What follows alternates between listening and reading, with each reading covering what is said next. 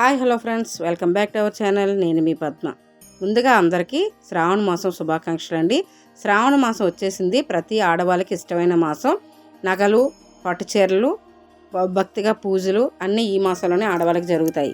అలాగే మనకి ఇష్టమైన అమ్మవారి పూజలు నిష్టగా చేసుకుంటాం కనుక వచ్చిన ముత్తైదువులకి పేరంటాలు అంటారు కదా, అలాగే వచ్చిన ముత్తైదువుకి మనం వాయినం ఏ విధంగా ఇవ్వాలి, తాంబూలు ఏ విధంగా ఇవ్వాలి, వచ్చిన ముత్తైదుకు ముందుగా చందనం రాసి పసుపు బొట్టు పెట్టి కుంకుమ బొట్టు పెట్టి అక్షింతలు అమ్మవారి మీద వేయడానికి ఇవ్వాలండి. అలాగే మనం అమ్మవారికి సమర్పించిన తర్వాత ఈ తాంబూలను అయితే వచ్చిన ముత్తైదుకి ఇవ్వాలి.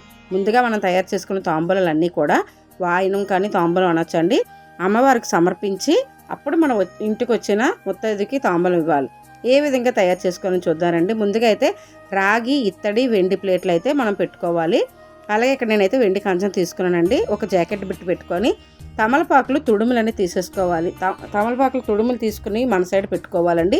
చిగుర్లు ఇచ్చే వాళ్ళ సైడ్ పెట్టుకోవాలన్నమాట. అలాగా 2 అరటిపళ్ళు పెట్టుకోవాలి. కలిగితే మీకు మీ దగ్గర ఉన్న అరటిపళ్ళు కాకుండా వేరే పళ్ళు ఏమైనా ఉన్నా కూడా 1కి 2 జత చేసి ఇవ్వచ్చు. అలాగే దక్షిణం రూపాయి నుంచి మన ఇష్టం అండి, 11 రూపాయల వరకు కూడా పెట్టుకోవచ్చు. అలాగే పసుపు కుంకుమ, అలాగే ఒక్క పొట్లం, పసుపు తాడు,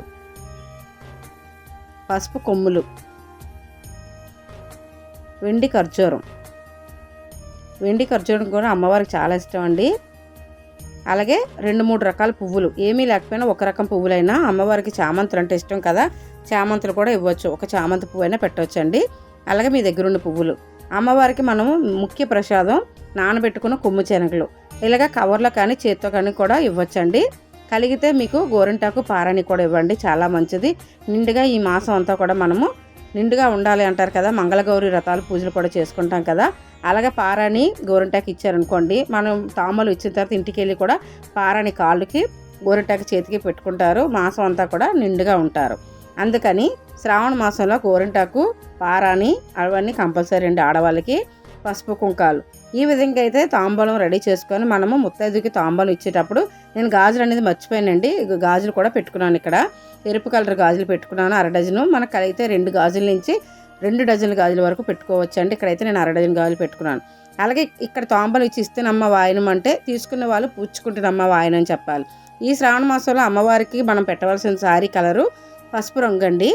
ఈ వీడియో అయితే మీకు నచ్చింది అనుకుంటున్నాను. లైక్ చేసి, షేర్ చేసి, సబ్స్క్రైబ్ చేయండి. Thank you for watching. Bye.